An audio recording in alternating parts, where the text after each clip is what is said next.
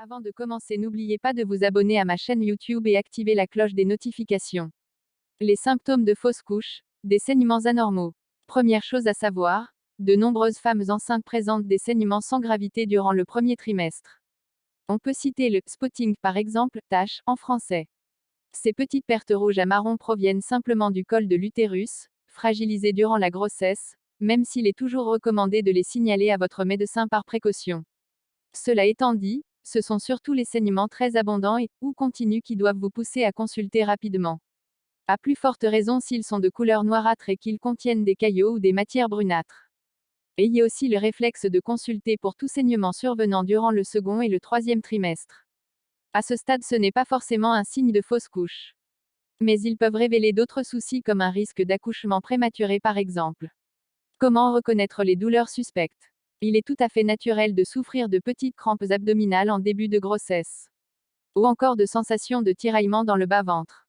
Vous pouvez aussi avoir un peu mal au dos dès le premier trimestre. Ce qui n'est pas naturel en revanche, c'est de souffrir de douleurs abdominales sévères, ressemblant à de vraies contractions, ou d'intenses douleurs dorsales durant les premiers mois de grossesse. Dans le doute, mieux vaut consulter en urgence. Surtout si vos douleurs s'accompagnent d'autres symptômes comme des saignements ou des vomissements. Mais gardez à l'esprit que vous ne faites pas forcément une fausse couche.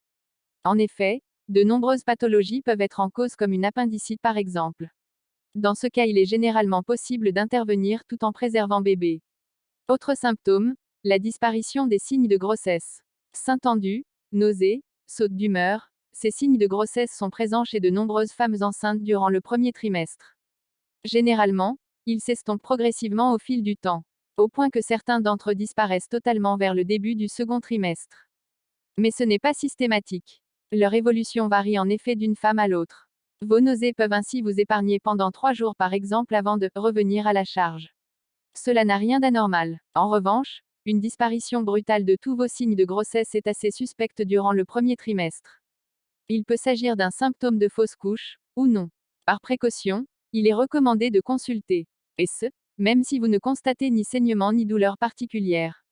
La fausse couche hémorragique. Dans la grande majorité des cas, une fausse couche spontanée ne présente aucun danger pour la maman.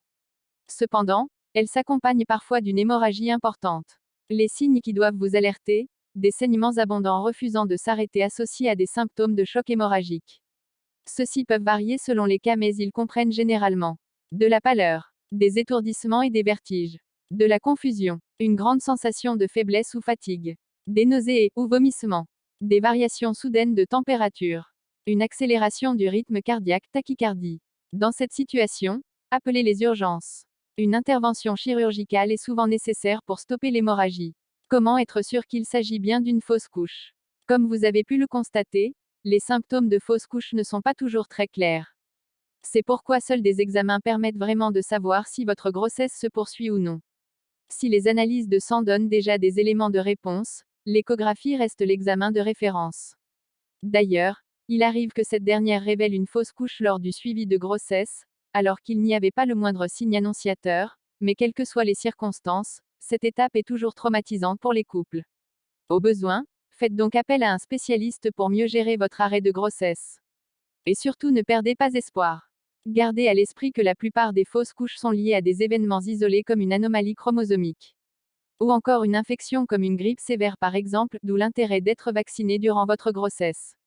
En d'autres termes, il y a de grandes chances que vous puissiez mener votre prochaine grossesse sans problème. Merci pour votre attention.